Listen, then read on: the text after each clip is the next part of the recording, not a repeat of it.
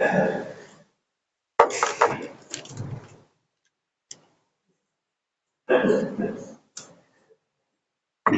hamdalillah nahmaduhu wa nasta'in wa nastaghfiruh wa na'udzu billahi min syururi anfusina wa min sayyiati a'malina may yahdihillahu fala mudhillalah wa may yudlil fala hadiyalah wa asyhadu an la ilaha illallah wahdahu la syarikalah wa asyhadu anna muhammadan abduhu wa rasuluh.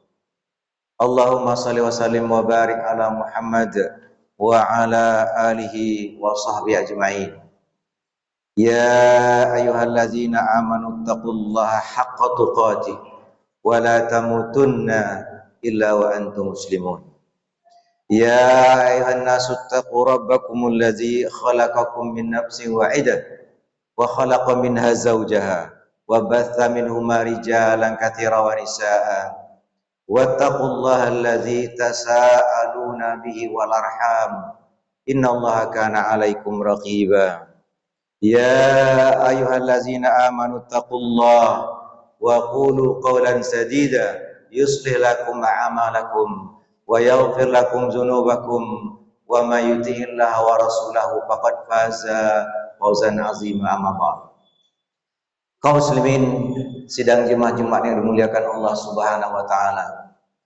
Pertama-tama marilah kita bersyukur kepada Allah Subhanahu wa taala karena pada hari Jumat yang mulia ini, Sayyidul Ayyam, kita masih diberikan kesempatan oleh Allah, kesehatan serta kemauan sehingga kita bisa hadir di masjid ini, di rumah Allah yang mulia ini, tempat yang paling baik di permukaan bumi ini, dalam rangka melaksanakan kewajiban kita sebagai seorang muslim, yaitu melaksanakan sholat fardu Jumat yang kita awali dengan 2 khutbah.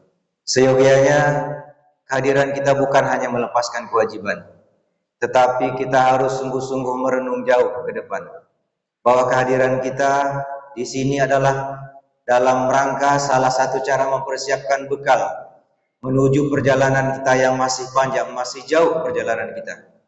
Dan semua bekal yang kita siapkan di dunia ini tidak akan bisa mengantarkan kita kepada tujuan kita bertemu dengan Allah kecuali bekal iman, amal soleh dan takwa kepada Allah Subhanahu wa taala. Wa tazawwadu fa inna khairaz zadi taqwa. Berbekallah kamu dan sebaik-baik bekal itu adalah takwa. Mungkin kita sudah menyiapkan bekal yang banyak. Kita sudah membangun rumah yang megah, mungkin kita sudah membangun rumah petak yang banyak, ruko yang banyak, simpanan kita sudah banyak. Tetapi perlu kita ketahui, perlu kita ingat, semua itu tidak akan berguna lagi kalau tamu yang tidak diundang sudah datang, yaitu kematian. Kalau tamu yang tidak diundang sudah datang, maka semua itu akan menjadi milik ahli waris kita, anak dan keluarga kita.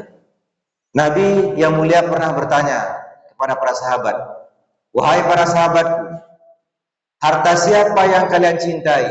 Harta kalian atau harta ahli waris kalian? Itu pertanyaan Nabi kepada para sahabat. Lalu sahabat menjawab, ya Rasulullah, tidak ada di antara kami kecuali harta kami sendiri lebih kami sukai daripada harta ahli waris kami.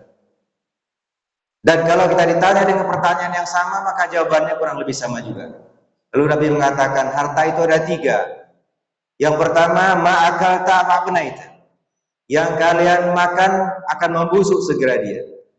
Kemudian wa ma labista fa'ablaita.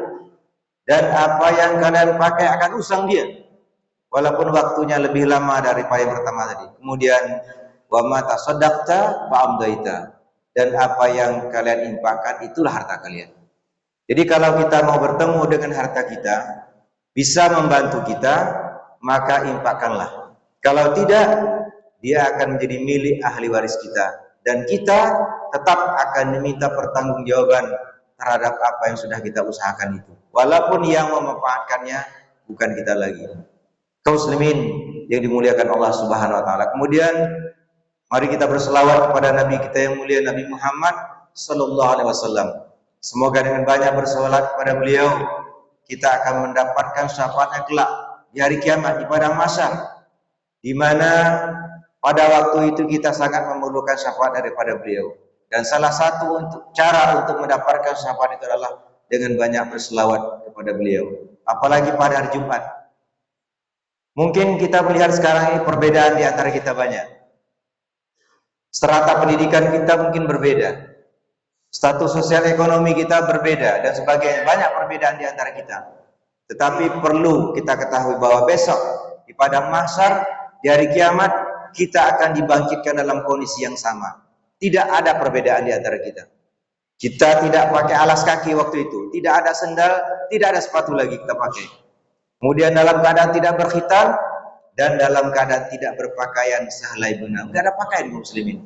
Jadi kalau hari ini kita berbeda, maka besok akan sama kondisinya. Oleh karena itu, tidak ada yang bisa kita banggakan di dunia ini kecuali kita besok mendapatkan kebahagiaan ya di hadapan Allah Subhanahu wa taala. Kaum muslimin yang dimuliakan Allah Subhanahu wa taala, judul khutbah yang ditetapkan oleh IKMI hari ini adalah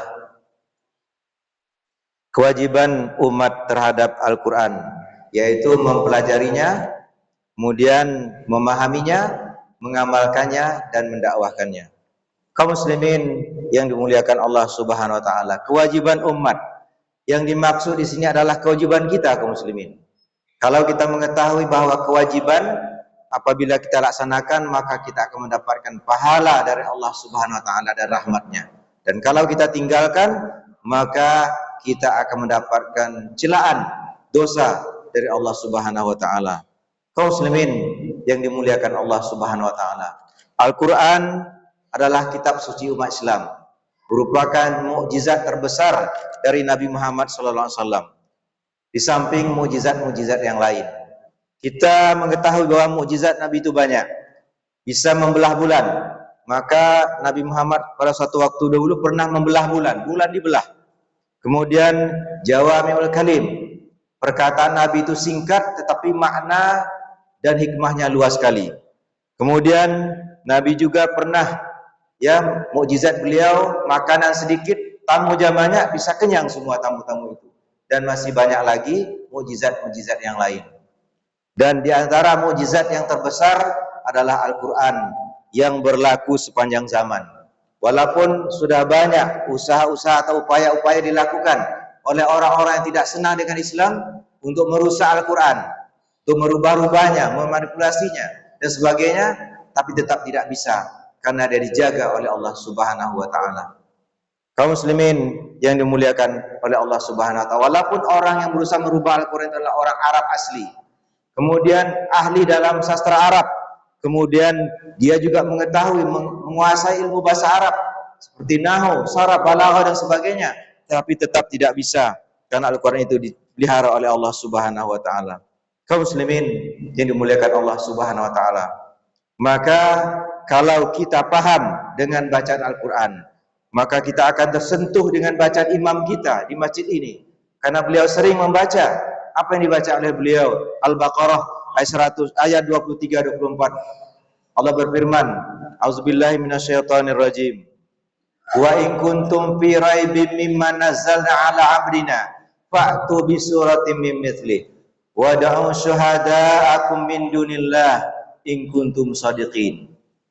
Dan jika kamu sekalian masih ragu terhadap apa-apa yang kami turunkan kepada hamba kami, yakni Nabi Muhammad, maka datangkanlah satu surat saja seperti Al-Quran dan panggillah semua pembantu-pembantumu, cendekiawan-cendekiawan, panggil semuanya jika kamu orang yang benar. Lalu Allah melanjutkan, fa illam taf'alu, jika kamu tidak sanggup, walan taf'alu, dan pasti kamu tidak akan sanggup, fattaqun narul lati waquduhan nas wal hijarah, maka takutlah kamu kepada api neraka yang bahan bakarnya manusia dan batu, uiddat lil kafirin, yang disediakan untuk orang-orang kafir. Kaum muslimin yang dimuliakan Allah Subhanahu wa taala. Kemudian Allah lebih tegas lagi menyampaikan dalam surah Al-Isra ayat 88, auzubillahi minasyaitonir rajim. Qul la ini jatama'il insu wal jinnu ala ayatu bimisli hadzal Qur'an la ya'tuna bimislih walau kana ba'duhum li ba'din zahira. Kalaulah semua manusia dan semua jin berkumpul untuk membuat seperti Al-Quran itu, pasti mereka tidak akan bisa membuatnya, walaupun mereka menjadi penolong satu dengan yang lainnya. Bayangkan, seluruh manusia, seluruh jin sudah ditantang oleh Allah untuk membuat seperti Al-Quran, tidak bisa kaum muslimin. Kemudian Allah sebelumnya telah memberikan tantangan agar membuat 10 surat seperti Al-Quran.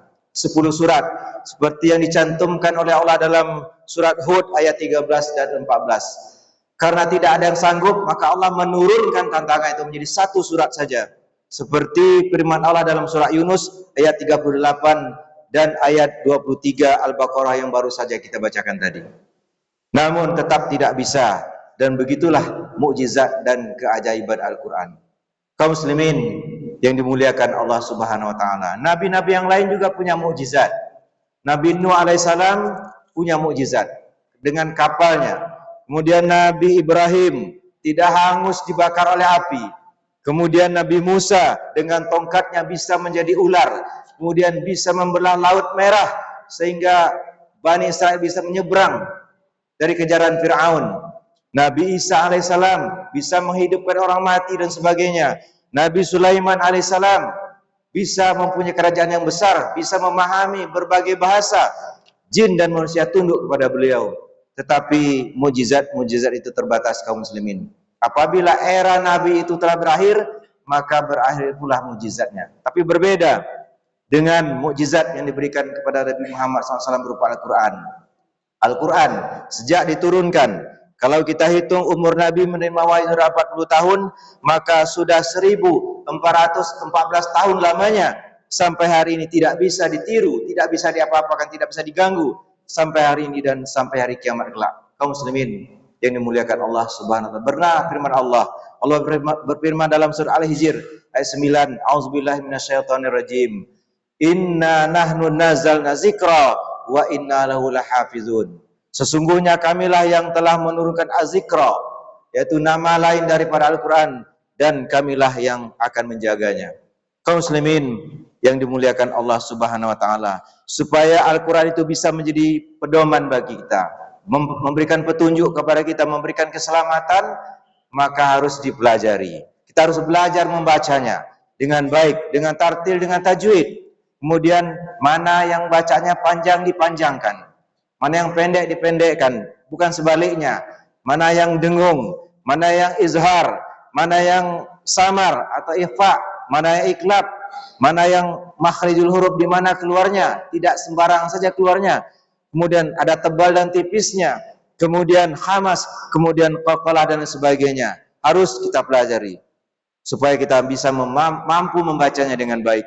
Kemudian setelah itu kita harus belajar juga memahami maknanya, kata per kata mungkin, kemudian makna utuh dan penjelasan atau tafsirnya. Sehingga dengan itu kita bisa memahami Al-Quran dan mengamalkannya. Kalau tidak, mana mungkin kita bisa mengamalkan Al-Quran. Kaum muslimin yang dimuliakan Allah Subhanahu wa taala, jangan hanya kita membacanya saja, tetapi tidak memahami maknanya. Bagaimana mungkin kita bisa mengamalkannya dan mendakwahnya kepada orang lain? Kaum muslimin yang dimuliakan Allah Subhanahu wa taala, Allah telah mensinyalir tentang kondisi ini sebagaimana firman Allah dalam surah Al-Furqan ayat 30. Auzubillahi minasyaitonirrajim. Wa qala Rasul, dan Rasul berkata, yakni Nabi Muhammad SAW, ya Rabbi, wahai Rabb, wahai Tuhanku, inna qaumi takhazu hadzal Qur'ana mahjura. Sesungguhnya kaumku telah mengacuhkan Al-Quran ini. Itu pengaduan Nabi kepada Allah Subhanahu wa taala melihat kondisi umat waktu itu. Waktu itu kaum muslimin, apalagi dengan kondisi yang sekarang ini. Kaum muslimin yang dimuliakan Allah Subhanahu wa taala, perlu kita ingat bahwa mahjura yang dimaksud dalam ayat itu adalah tidak mau membacanya, tidak mau memahami maknanya, tidak mau mempelajarinya, tidak mau mentadaburnya, dan tidak mau mengamalkannya. Oleh karena itu, sebagian orang sudah mulai beralih dia. Tidak Al-Quran lagi yang dibacanya, tapi apa yang dibacanya? Mungkin syair, kalau waktu itu di bangsa Arab. Kemudian nyanyian-nyanyian, kemudian koran. Pada satu ketika dulu kita baca koran, sekarang mungkin korannya tidak begitu laku lagi.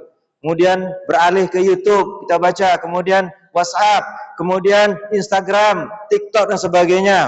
Lalu bagaimana dengan kita dengan Al-Quran? Apakah kita akan meninggalkan Al-Quran? Kaum muslimin yang dimuliakan Allah Subhanahu wa taala. Padahal banyak keutamaan Al-Quran itu. Yang pertama, orang-orang yang terbaik di antara kita adalah orang-orang yang belajar Al-Quran. Nabi Muhammad bersabda, khairukum man ta'allamal Qur'ana wa 'allamah. Orang terbaik di antara kalian adalah orang yang belajar Al-Quran dan mengajarkannya. Hadis sahih riwayat Bukhari. Kemudian pahalanya berlipat ganda kaum muslimin.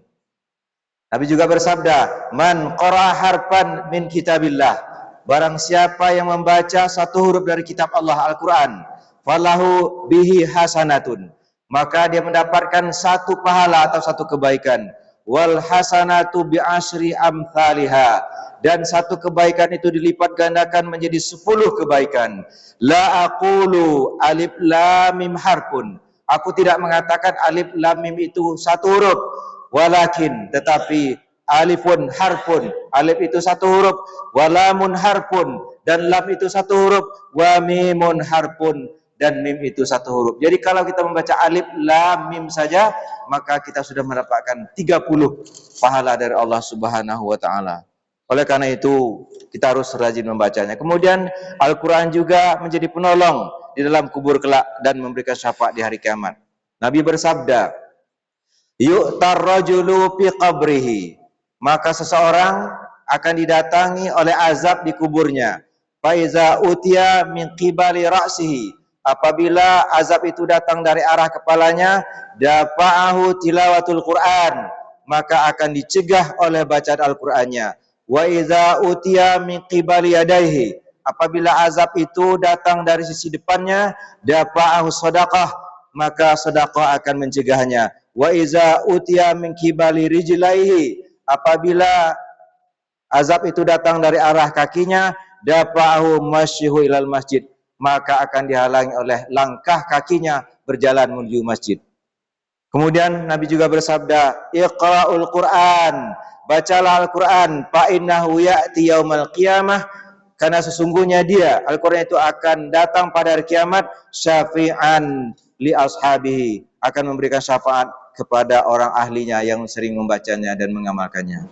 Kemudian Al-Quran juga terus akan meningkatkan derajat seorang naik tinggi ke surga paling tinggi dengan bacaannya.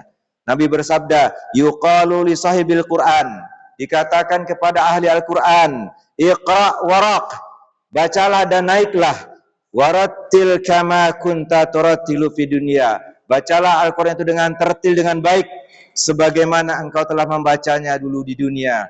Fa inna manzilataka, sesungguhnya tempatmu inda akhiri ayatin taqra'uha, sesungguhnya tempatmu, derajatmu, akan tempat tinggalmu adalah di ayat terakhir yang kalian baca, yang kamu baca. Kemudian orang tua yang anaknya belajar Al-Quran, kemudian menjadi ahli Al-Quran, maka dia akan mendapatkan kedudukan yang tinggi kelak di surga Allah. Akan dipakaikan mahkota dari cahaya, dipakaikan pakaian yang sangat indah. Lalu orang tuanya bertanya kepada Allah, ya Allah, dari mana aku bisa mendapatkan ini? Amalku tidak sebanyak ini rasanya. Lalu dikatakan kepadanya, karena syafaat dari anak-anakmu yang menjadi ahli Al-Quran. Kaum muslimin yang dimuliakan Allah Subhanahu wa taala. Dan Allah juga menjelaskan bahwa Allah itu mempunyai keluarga, mempunyai ahli sesuai dengan hadis Nabi. Lalu ditanyakan kepada Nabi, qalu ya Rasulullah manhum, siapakah ahli Allah itu, keluarga Allah itu? Maka Nabi mengatakan, qala hum ahlul Quran, mereka adalah ahli Quran. Kaum muslimin yang dimuliakan Allah Subhanahu wa taala. Lalu bagaimana kita yang sulit belajar Al-Quran? Ada kita yang sulit belajar Al-Quran, mungkin dengan alasan sudah tua. Ya, kemudian ada yang lagi yang beralasan tidak ada basic pendidikan agama. Ada lagi yang mengatakan tidak pandai bahasa Arab dan sebagainya. Tidak ada masalah kaum muslimin.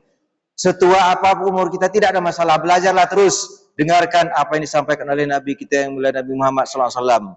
Al-mahiru bil Quran ma'as safarati kiramil bararah. Orang yang ahli dalam membaca Al-Quran, maka dia akan bersama para malaikat yang mulia.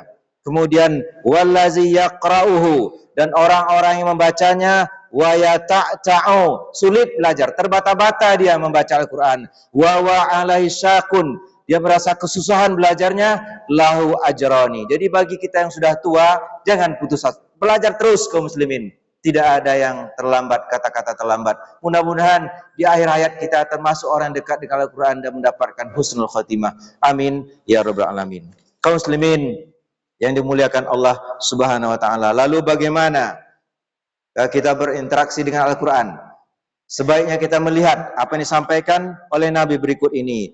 Innallaha, sesungguhnya Allah yarfa'u bihadzal kitab, akan meninggikan derajat orang-orang dengan Al-Quran itu aqwaman, satu kaum akan ditinggikan derajat dengan Al-Quran, wa yada'u bihi akharin, dan akan menurunkan derajat kaum-kaum yang lain. Lalu bagaimana seharusnya kita? Maka marilah kita berinteraksi dengan Al-Quran itu dengan baik. Siapkan waktu untuk membacanya dan mempelajarinya. Jangan kita mengatakan saya sibuk, I am very busy, saya sibuk. Kapan kita membaca Al-Quran? Kapan dia akan bisa memberikan manfaat bagi kita? Kemudian bacalah, kemudian pahamilah, kemudian amalkanlah, kemudian dakwahkanlah. Kaum muslimin yang dimuliakan Allah Subhanahu wa taala. Ada kisah yang menarik sebenarnya, tapi kita akan coba ringkas saja. Ada orang Jepang yang masuk Islam. Mu'allaf, dia berpikir bahwa apa yang sudah dilakukan selama ini sudah hebat. Lalu ketika dia memeluk Islam, apa katanya? Kami sudah berdakwah ke seluruh dunia, katanya. Apa dakwah Anda? Lihat, Toyota di mana-mana ada di dunia ini. Suzuki ada di mana-mana di dunia ini. Kawasaki ada di dunia. Begitu dakwah kami. Lalu ketika dia menemukan Islam, apa katanya? Lalu ada yang lebih hebat daripada itu lagi, yaitu Islam. Kaum muslimin, harusnya kita bangga sebagai seorang muslim. Mari dakwahkan agama ini. Kenapa? Orang-orang yang mendapatkan hidayah sangat bangga dengan Islam. Kemudian perlu kita ketahui, Al-Quran dibawa oleh malaikat Jibril alaihissalam. Maka malaikat Jibril menjadi malaikat yang paling mulia dan paling unggul di hadapan Allah Subhanahu wa taala. Kemudian Al-Quran itu diterima oleh Nabi Muhammad SAW, maka Nabi Muhammad menjadi nabi dan rasul yang paling mulia dan paling unggul di hadapan Allah Subhanahu wa taala. Kemudian Al-Quran diturunkan kepada umat manusia, pada umat Islam, maka umat Islam menjadi umat yang paling unggul dan melebihi umat-umat terdahulu. Mengapa demikian? Karena mereka mengamalkan Al-Quran. Lalu mengapa kita hari ini lemah kaum muslimin? Kita hari ini hina, kita seolah-olah tidak punya harga diri di dunia ini. Kenapa? Karena kita jauh daripada Al-Quran. Lihat, bagaimana bangsa Arab yang rendah, membunuh anak perempuannya, menguburkan anaknya hidup-hidup, bangsa jahiliyah. Kemudian ketika mereka menerima Islam, ketika mereka mengamalkan Al-Quran, lalu mereka menjadi bangsa yang mulia, mampu mengalahkan dua negara adidaya di dunia waktu itu. Apa itu? Persia dan Romawi. Tidak pernah terbayangkan bangsa Arab yang hidup di padang pasir yang kumuh, kehidupannya sangat miskin, sederhana, bisa menaklukkan Persia dan Romawi, kaum muslimin. Tapi itulah kenyataannya. Kaum muslimin yang dimuliakan Allah Subhanahu wa taala. Kemudian mari kita lihat, kenapa orang banyak memeluk Islam di Indonesia? Kenapa Felix Xiao memeluk Islam? Bacalah, kenapa dia memeluk Islam? Cina itu masuk Islam dia. Kemudian kenapa Dr. Yahya Waloni memeluk Islam? Seorang pendeta, bukan hanya pendeta kaum muslimin, dia adalah pencetak para pendeta dengan semangat kekuatan belajar, kena mempelajari Al-Quran, maka dia memeluk Islam. Dan akhirnya dia meninggal dalam kebaikan kaum muslimin. Meninggal ketika sedang khutbah Jumat pada raya Idul Adha kemarin. Kaum muslimin yang dimuliakan Allah, kenapa Moga Ginta masuk Islam? Karena mereka mempelajari Al-Quran. Kemudian kita perlu bertanya juga, kenapa Cat Stevens, orang Inggris itu memeluk Islam? Dia belajar Al-Quran.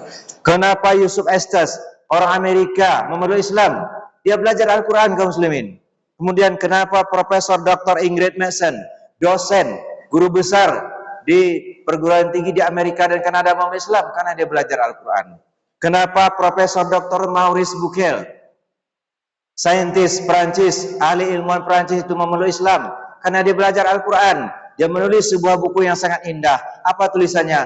La Bible, la Science et la Quran. Bible, Science, Bible, Al-Quran dan pengetahuan modern. Dia melihat bahwa tidak ada satu ayat pun dalam Al-Quran yang bertentangan dengan ilmu pengetahuan modern. Maka akhirnya dia memeluk Islam. Kemudian kenapa Laurence Booth? Mungkin kita pernah melihat, membaca, mendengar, menonton adik ipar mantan Perdana Menteri Inggris Tony Blair, yang Tony Blair memusuhi Islam luar biasa. Adik iparnya memeluk Islam. Kenapa? Ketika dia mengunjungi Gaza sebagai seorang wartawan, belum muslim lagi, belum muslimah. Dia melihat ketika dia disambut oleh orang-orang Gaza waktu itu dengan sambutan yang sangat hangat sekali kaum muslimin. Padahal Gaza kondisinya sudah lama ya diblokade segala macam. Dia disambut dengan hangat, ditempatkan di rumahnya sebagai seorang tamu. Lalu Laurence Booth bertanya kepada orang itu, "Kenapa kalian menyambut aku dengan begitu baik? Ajaran Islam memang begitu, memuliakan tamunya." Kemudian dia datang bulan Ramadan, pas bulan puasa, lalu ditanya, "Kenapa tidak makan?" "Puasa," katanya, "kami puasa." Lalu Laurence Booth mengatakan, "Loh, sudah lapar kalian kok puasa lagi?" gitu. Seolah-olah dia mengatakan Islam ini kejam gitu. Lalu dikatakan, "Kenapa Anda puasa?" "Kami disuruh dalam agama ini untuk melihat atau untuk merasakan bagaimana penderitaan orang lain." Apa kata dia? Luar biasa. Lalu akhirnya dengan membaca, tentulah kalau ajarannya begitu bagus, tentulah kitab pedomannya bagus juga. Lalu kenapa Anda melakukan itu?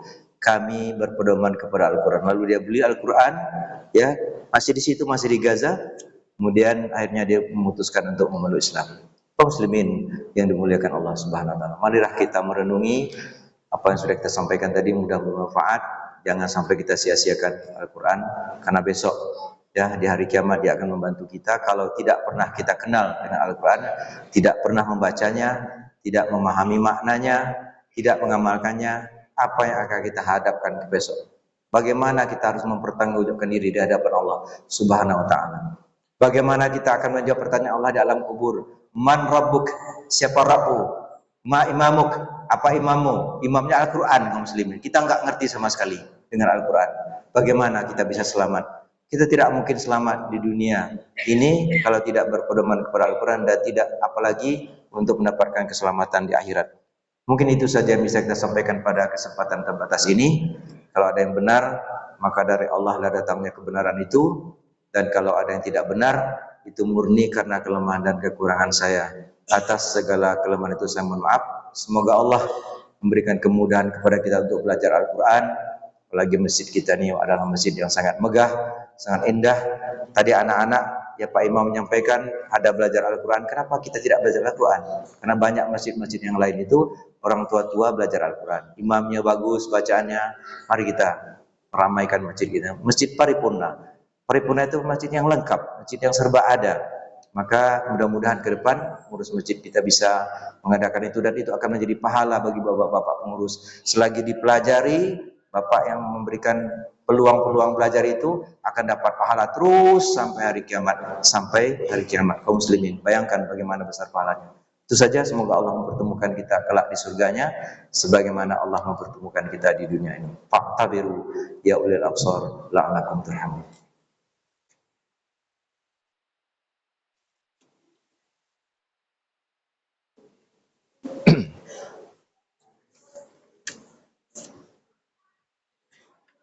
Alhamdulillahirabbil alamin wa bihi nasta'inu ala umuri dunya waddin wa asyhadu an la ilaha illallah wahdahu la syarikalah iyyahu na'budu wa iyyahu nasta'in wa asyhadu anna Muhammadan abduhu wa rasuluhu al-mab'utsu rahmatan lil alamin.